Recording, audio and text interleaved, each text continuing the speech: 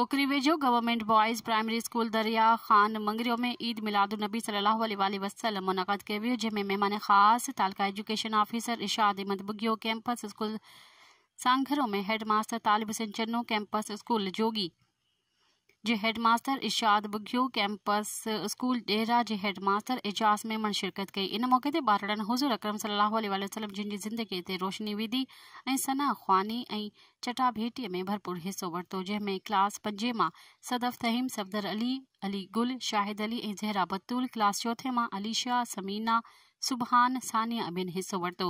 जिते चटाभेटीअ वारे मुक़ाबले में सिंधु, हज़बुल्ला, अली वारिस, क़दीर अली ऐं ॿियनि ॿारनि हिस्सो वरितो। इन मौके ते कैंपस स्कूल सांघरो जे हेड मास्टर तालिब हुसैन चन्नू ऐं ॿियनि ख़िताब कंदे चयो त ॿिन्ही जहाननि जे सरदार जे अचण खां पोइ दुनिया में इंसानियत जो अलम बुलंद थियो, जॾहिं त उन खां अॻु जहालत वारो दौर हली रहियो हो। हुननि चयो त अल्लाह पाक आख़िरी नबी हज़रत मोहम्मद मुस्तफ़ा जिन खे पंहिंजो रसूल बणाए पूरी काइनात लाइ रहमत बणायो।